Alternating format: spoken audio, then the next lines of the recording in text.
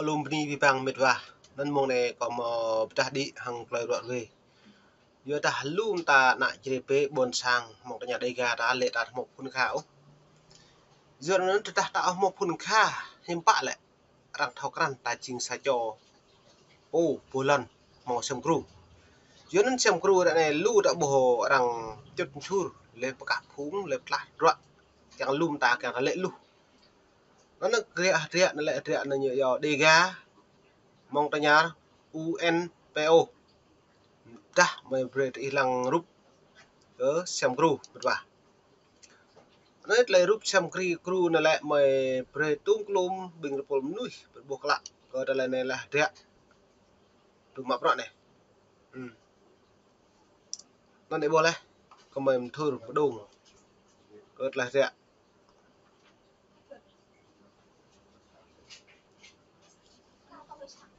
bữa này hiếm bạn đây lại còn pre ít lăng lên nó có plang duyên này dịch lệ tiếng Việt họ trong đây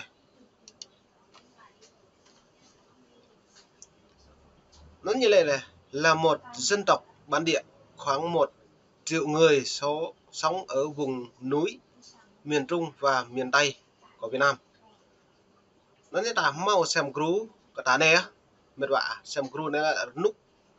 viêm mặt hòm thổ tiếp pro này xem cru này những ngạn là lỡ plus pá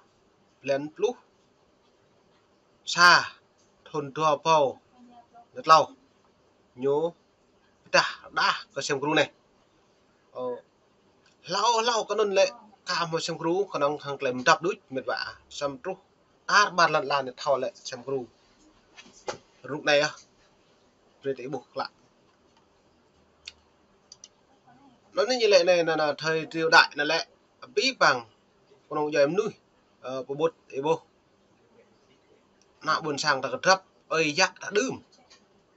rồi bố lại sẽ thằng này nục ơi dắt đùm đây mệt vả ấy bố này ta tiếp bổ màu kéo căn màu gọt lấy nạp tạp sẽ nục này lắm nục này có nông các bát lấy xùm áo chút đút xăm lệt lò chữ chăn đồ rong đút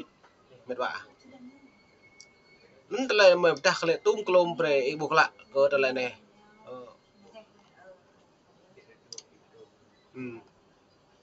nục đơm đây là những màu phim là bây giờ màu lại màu xe này ô đơm đi cái nòng là như dàn pèn trắng đen đút mà đặt đây lúc đây dòng đây mà pre là rụp mạ một lúc mí trôn dàn dầu là lại hiểm bạ lú cái nặng buồn sang một cái nhà đầy cả đã gì chứ á hắn có lấy lễ lúc từ nhủ cho nên nó nên là trình gặp là đã bố này mong nục đơm đã nó lau để ơi dạ đang nhận hàn cúc một biệm nữ một cái nhà này lại mà một thôn xa tú từ pan plo 50 tuổi nó có một làng lệ là doan nó như lệ dân số người thượng ở Tây Nguyên ước tính khoảng 1 triệu người ngày nay dân số sắp xỉ 4 triệu người trong đó có khoảng 1 triệu người thượng khoảng 30 bộ lạc người thượng Tây Nguyên bao gồm hơn 6 nhóm dân tộc khác nhau nói các ngôn ngữ chủ yếu thuộc ngữ hệ nhiều dân tộc này biết bằng pro tộc này hẹp para hăng tộc này vừa ta kẹo tới tộc này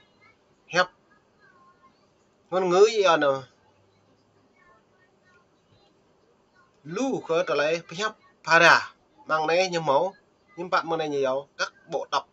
chính theo thứ tự dân số là Chrai, Rade, Bana, Koho, Hamong, Benong, Stieng. Tempo dân tộc này đang hiệp đã xá đua lau pa rame năm nữa mà dân tộc tổ phú giỏi hết cả ta tổ dạ này nó như lẽ lùng lau Chrai đua lẽ Banar lau Koho pa Benong Rama Stieng bữa này được pro này đấy ta lệ đa tôi ta lệ giáo đà nung đà mèo đà tay như phải à bộ tai đều chỉ được phun ta là mong đâm đã nó lau đi nè có đồng mẹ ta bỏ lấy mệt vả xa nè lau pa này xa này thua này lau pa mẹ năm này tô năm này như dọa này sau dân tộc này là đế bà ná có hố bà nông tiếng này một năm đúng như này người thượng có một lịch sử căng thẳng lâu dài với đa số người Việt Nam, mặc dù bản thân người Việt Nam không đông nhất nhưng nhìn chung họ có chung một ngôn ngữ và văn hóa, đồng thời đã phát triển và duy trì các thế hệ xã hội thống trị của Việt Nam. Người thượng không chịu di sản đó đã có xung đột giữa hai nhóm về nhiều vấn đề,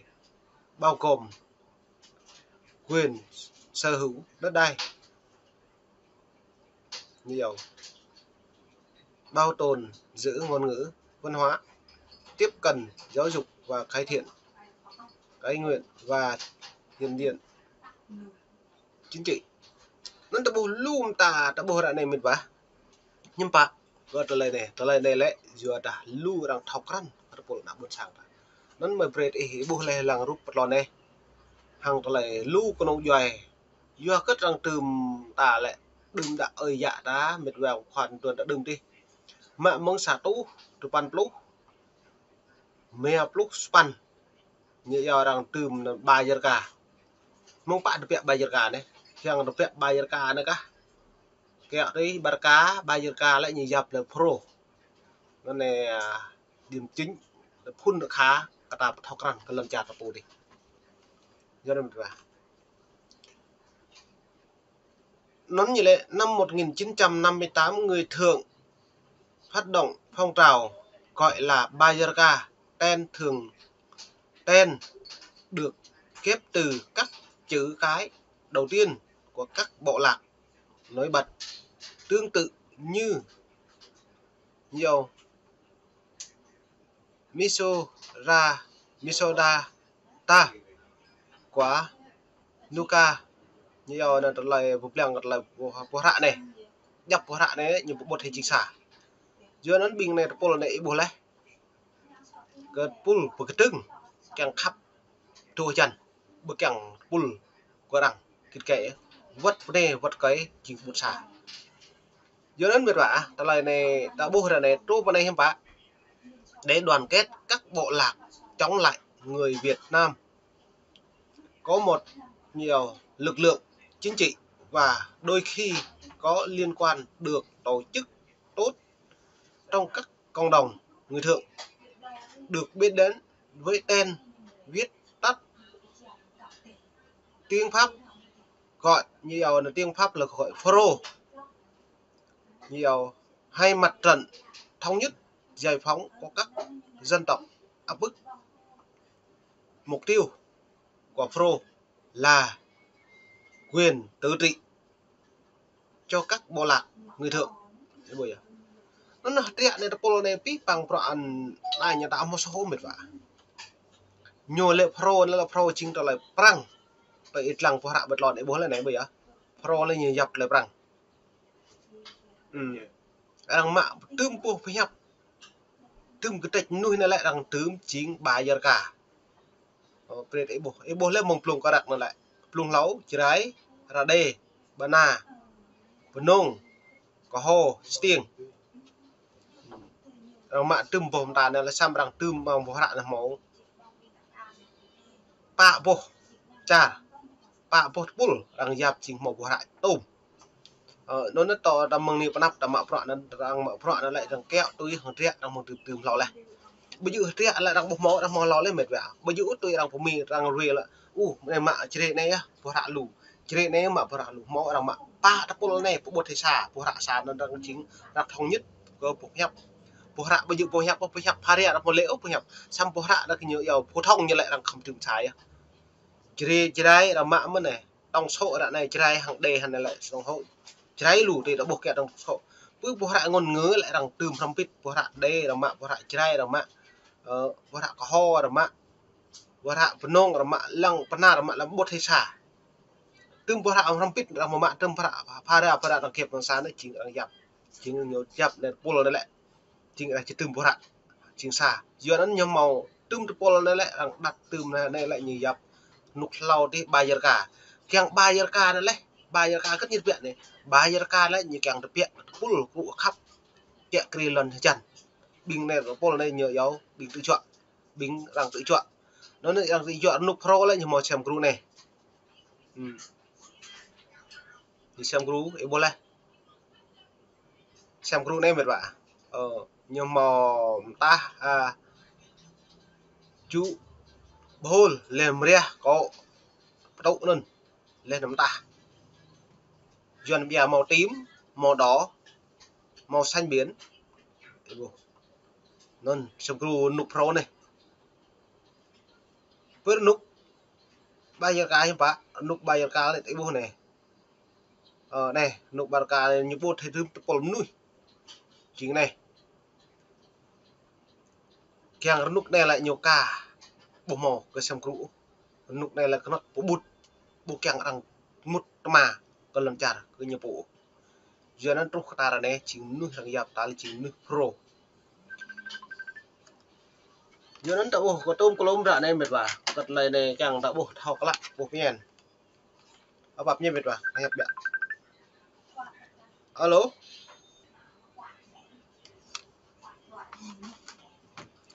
giờ nó mệt vả bình cò pro mà lại phải hình đập ít đây mong trà ra Việt Nam màu prệt lại phải hình là ai nhiều coi bẹ còn đúng đi mà cột lại rọn về cột lần trong say cột rọn hà buồn cung có mong chặt ngao giờ nó lại là có trọ này hạt cột lại rọn về cầm thưa cái nắp buồn sang là phải buộc lại chính ta một phút nữa khá phí bằng ta nằm tuần ổ vắt lại nắp vắt lại lau tới tại một lấy tưới hàng lấy cái cal như bạn lấy tưới cái cal đấy vừa cả tapo mệt bạ bây giờ vừa cả po lấy phải được đại ô mru sa thọc cốp mru tua ta nằm lăng gặp rạc mà yuan mru lau ta nằm lệ lúc yang tê lấy po như một yuan một mà càng lệ lục hầm được ô mong này lao pi mong lấy yang tê khắp em hôm được mong có mấy đung đi hàng về lú lâu trắng hàng lấy hình cái bộ lú rụp này đà mấy tại lăng rụp này bộ đấy ta lấy video bờ đà ta lấy rụp rạ mà bắt lon này bộ nhợ dọc cắt cọ như này một xa đấy là dọc các nhóm dân tộc như giờ là lịch sử như giờ chiến tranh Việt Nam như giờ hầu chiến tranh Việt Nam xem thêm nhiều người giới thiệu này bốn sách này đọc thêm này liên kết nước ngoài này lịch sử ít thao lịch sử này bồi á lịch sử này như vậy này lại rẻ mong nục bài cái như màu kỹ này này càng màu cất tà độ có ba bây giờ đáp thắc mắc là như màu rẻ này như màu chữ rẻ nhanh mệt vả giờ nó như màu rẻ này bồi lấy cái này này hiếm bạn lại người ta màu phun khá ta chết nick tạo máu cái này máu trắng nhiều bè là nhiều chín chứa trong này là mắm này là cải doan chín chứa này lu rồi rẽ không cần được nó nhiều đấy này có thể ít lăng lại lần là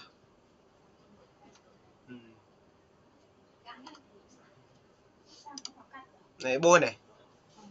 này là Hà Nội bên đây này Hà Nội này Việt Nam mông đi bên này từ ní nhiều tài bôi á